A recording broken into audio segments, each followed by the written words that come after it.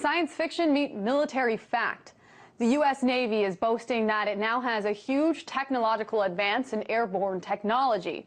A prototype of the drone-deflecting laser is being deployed on a docking ship in the Persian Gulf. This laser is capable of turning UAVs into fireballs and rendering enemy patrol boats useless. Take a look at this. The laser can perform two main tasks. One is burning a hole through an enemy vehicle with ultra-hot, ultra-focused beams. The other is a non-lethal burst of energy that will literally dazzle the adversary's computer sensors to stop them without actually causing them any physical damage. This technology is a game changer, folks. The Congressional Research Service Office says that it is the biggest Navy advance since the shipboard missiles came into play all the way back in the 1950s. But there are two important issues to address here. First is the fact that it is actually being deployed to the Persian Gulf instead of anywhere else in the world. Second is the American dominance over the skies. To talk about that and more, I'm joined now by Alexandra Toma. She's a nuclear non-proliferation expert and a Truman Fellow. Thank you so much for joining us. So first off, let me just ask you straight up, how big of a deal is this technology?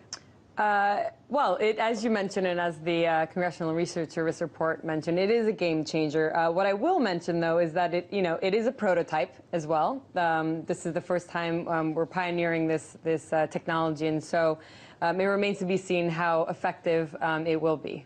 Okay. Now, is this a change in pace in the way that the U.S. is currently dealing with Iran?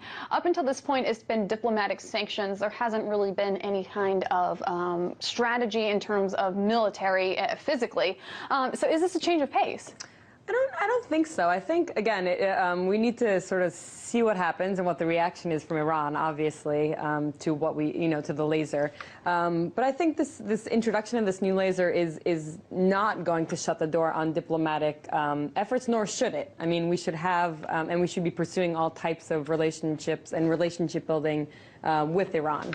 What kind of a message do you think that this type of laser entering the Persian Gulf actually sends to Iran? Yeah. I mean, I think it sends a message saying, look, we're not going to allow you to sort of use your swift boats to come close to us and sort of, play with our ships like they did back in 2008. You remember that incident? And so it's more of a defensive measure. I think it says, hey, don't do that. We're here. We're serious. You can't mess around with us. And as you mentioned, back in 2008, it was a couple of quick moves, and luckily no shots were fired. So that was a quick way to get out of something that could have potentially turned pretty damaging really fast. Let me ask you this.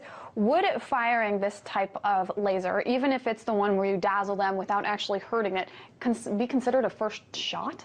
Yeah, I think you're right. I think it could be. But the main point that you made is that you can sort of use the sort of razzle dazzle instead of the "I'll poke a hole in your ship" function of the laser if it works as it's supposed to work. So I think it has it's multifunctional, and that's good. It's cheap, which we like, and members of Congress will like with the sequestration and the budget crisis we're undergoing right now. So I think it'll be interesting to see how it actually plays out and what the tests. Now they're going to be doing tests, so what that will look like. So even though nothing would technically be damaged, it could potentially be still considered a first shot. But something else to mention is that this technology is by no means perfect. It has a lot of problems, the first of which is the weather. Bad weather would affect it. So if there's raindrops, if there's smoke, if there's dust in the air, it will not work properly. Yep. Also, it's not powerful enough to take down fighter jet missiles.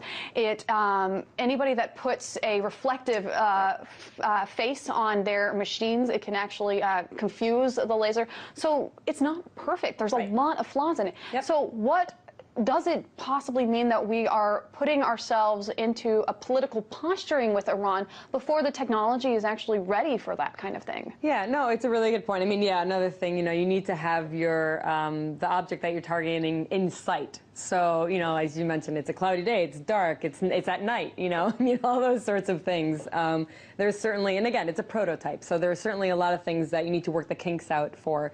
But what I think, yes, I think it's a signal. I think it's a signal, as I said, it's a signal saying, it's defensive, we're here, you can't skirt around, as you've done in the past. I think that we should continue to focus on diplomacy, but it gives us another tool in our toolkit for the types of really complicated negotiations we're now undergoing over there. And they say it's still just about a year out from actually being fully functional, so that gives even more time possibly for diplomatic talks. Exactly. But the laser obviously gives the U.S. near limitless control over the skies. They can control their own drones because we do have by far the biggest range of drone technology, and also the stealth modes that we have is unlike anybody else. But at the same time, we can also shoot other people's technology down with these lasers. So do we have unprecedented control of the skies? And if we do, is that fair necessarily? Yeah, I mean, I think, look, our allies in the region, obviously, we need to make sure we're protecting them no matter what we're doing. And I think we're doing that. And this, again, is another tool in the toolbox to be able to do that. I don't know that you or I sitting here can know all of that. And a lot of this technology, obviously, is classified. And so I'm not sure about whether our adversaries have things that match us right now. But I do know, again, sort of to repeat, is that this is something new to us and something that will give us a leg up in the region and in the necessary diplomatic talks that need to continue to happen over there. And finally, just talking about those diplomatic talks now, as I mentioned, you are a non-proliferation expert. What can we possibly do right now? That's not sanctions, that's not anything else. Now, in terms of diplomatic talks, what would we present or that they could present to get the ball rolling again in terms of these talks? I mean, I think we just need to keep, it's sort of blasé. It's sort of what you would expect. Someone who believes in nonproliferation and believes that a war in Iran, I agree with the president, I agree with the military leaders, that a war in Iran, in the region, would be devastating. So I think we need to keep the door open, keep continuing to talk with our allies in the region, including Israel, and figure this out. But we do have another. I think maybe we'll be taken a little bit more seriously now by the Iranians. Alexandra Tolma, a nuclear non-proliferation expert and a Truman Fellow. Thank you for joining us. Thank you.